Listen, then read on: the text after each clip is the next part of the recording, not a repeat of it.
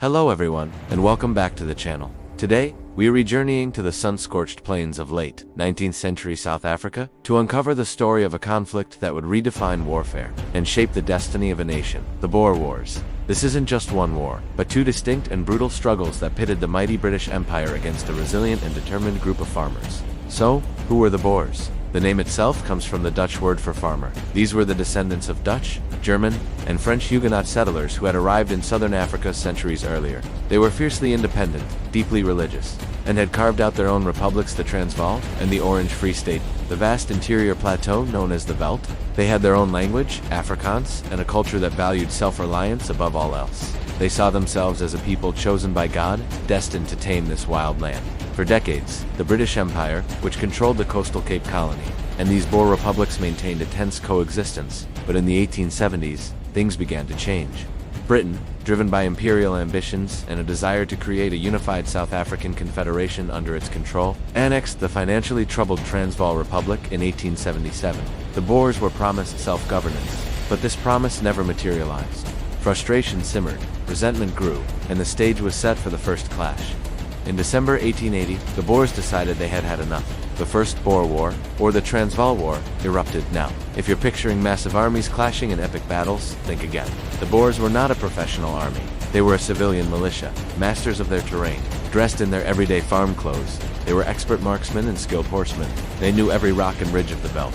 The British, on the other hand, arrived with their traditional bright red coats and rigid, formal tactics developed on the battlefields of Europe. This proved to be a disastrous combination. At the Battle of Majuba Hill in February 1881, a small force of Boers, using cover and superior marksmanship, inflicted a humiliating defeat on a larger British contingent. The British soldiers, conspicuous in their red uniforms, were easy targets against the green and brown landscape. The defeat was a profound shock to the British public and its military. Faced with this unexpected resistance and the high cost of a prolonged war, the British government, led by Prime Minister Gladstone, decided to cut its losses. The Pretoria Convention was signed, granting the Transvaal self-government under nominal British oversight. The Boers had won their independence back. It was a stunning victory for the farmers, and a rare setback for the globe-spanning British Empire. But peace, as it often is in history, was merely an interlude. The game-changer arrived in 1886, not in the form of an army, but in the glint of gold. A massive gold reef, the Witwatersrand, was discovered in the heart of the Transvaal. This was one of the largest gold deposits the world had ever seen. The sleepy, agrarian Boer Republic was suddenly sitting on a mountain of treasure. This discovery triggered a massive gold rush.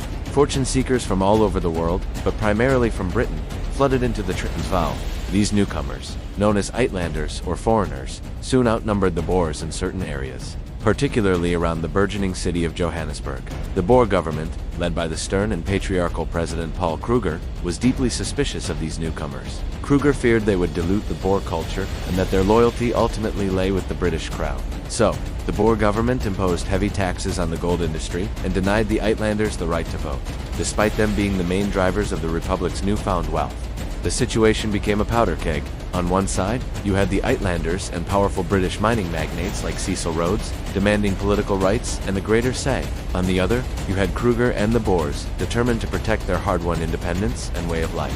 Tensions escalated, fueled by an aggressive British press and imperialist politicians who saw the Boer republics as an obstacle to British dominance in the region. The final spark came in 1899. After a series of failed negotiations over Uitlander rights, Britain began massing troops on the borders of the Boer republics. Seeing this as an act of aggression and a prelude to invasion, President Kruger issued an ultimatum: withdraw the troops or face war. Britain refused.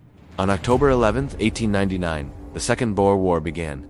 This time, the conflict was on a completely different scale. The British were determined not to repeat the mistakes of Majuba Hill. They poured hundreds of thousands of troops into South Africa from across their vast empire from Britain, Canada, Australia, and New Zealand. Initially, however, the Boers once again shocked the world. In what became known as Black Week, in December 1899, the highly mobile Boer commandos, armed with modern German Mauser rifles, inflicted 3 major defeats on the British in just a few days.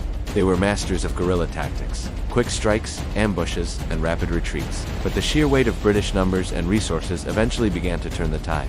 Under new and more effective commanders, Lord Roberts and Lord Kitchener, the British Army regrouped. They captured the Boer capitals, Bloemfontein and Pretoria. In mid-1900, it seemed the war was over. President Kruger fled to Europe, and the British formally annexed the two republics. But the Boers refused to surrender. They melted back into the countryside and began a new phase of the war. A brutal, 2-year guerrilla campaign.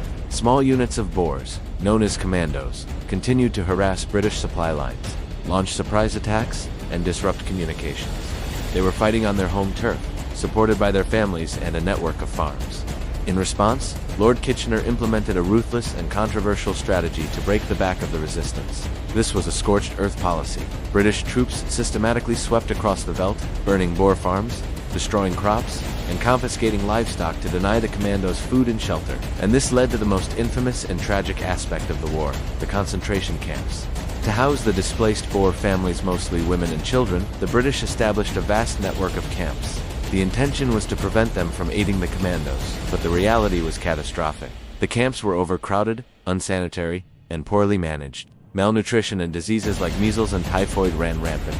Over 26,000 Boer women and children died in these camps, a devastating human toll that would leave a deep and lasting scar on the Afrikaner psyche for generations. It was a humanitarian crisis that sparked outrage back in Britain, led by activists like Emily Hobhouse. The combination of the scorched earth policy and the suffering in the camps eventually broke the will of the Boer commandos. With their families suffering and their land destroyed, they had little choice but to seek peace. In May 1902, the remaining Boer leaders signed the Treaty of Vereeniging. The war was finally over. The Boer republics were dissolved and incorporated into the British Empire. The Boer Wars had a profound impact. They were a forerunner of modern warfare, showcasing the effectiveness of guerrilla tactics, the importance of camouflage, and the grim reality of total war that targets civilians as well as soldiers. For Britain, the high cost in blood and treasure, and the damage to its international reputation, marked a turning point, some say the beginning of the end of its imperial dominance. For South Africa, the legacy was even more complex. The treaty promised eventual self-government, which led to the formation of the Union of South Africa in 1910. However, the peace was built on a reconciliation between white Britons and white Afrikaners, a peace that completely excluded the black African majority who had also fought and suffered in the war. The deep-seated animosity and sense of grievance from the war fueled the rise of Afrikaner nationalism, which would ultimately lead to the implementation of the apartheid system in the mid-20th century. The echoes of these conflicts, of the veldt and the camps, reverberated through South African history for the next 100 years. Thank you so much for joining me on this deep dive into a pivotal and often overlooked conflict. It's a story of empire, independence, and the immense human cost of war. If you found this interesting, please hit that like button, subscribe for more historical journeys, and let me know in the comments what piece of history you'd like to explore next. Until then, take care.